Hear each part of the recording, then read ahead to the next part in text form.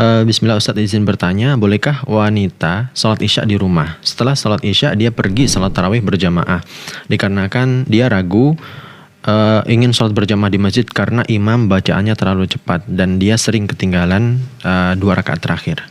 Ya, ini berarti sholat tarawihnya nggak secepat sholat isyanya berarti ya? Bisa dipahami seperti itu? Kurang tahu Ustadz ya. Iya, jadi itu yang saya tangkap dari Ibu Maimanah di Madura ya. Jadi memang khusyuk dalam sholat itu adalah hal yang paling penting dalam sholat. Para ulama menyebutnya sebagai ruhnya sholat.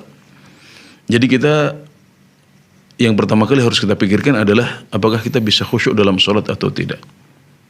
Nah, kalau ada orang yang sholat tapi terlalu cepat, tidak bisa membuat kita tumakninah, bahkan dia sendiri juga tidak tumakninah, maka kita tidak bisa sholat di belakang orang seperti itu. Apalagi di sini seorang wanita yang tidak memiliki kewajiban untuk sholat jamaah di masjid. Maka yang terbaik bagi anda adalah sholat di rumah. Nah, tidak masalah setelah itu anda pergi ke masjid untuk ikut sholat tarawih. Ya, karena dari apa yang disebutkan dalam pertanyaan berarti sholat tarawihnya tidak secepat sholat isya. Ya, mungkin karena sifatnya sholat sunnah maka mereka bisa lebih santai. Maka tidak masalah anda pergi ke masjid untuk mengikuti sholat tarawih saja tanpa sholat isyanya, karena kekhawatiran tidak bisa tumakninah saat ikut sholat isya berjamaah.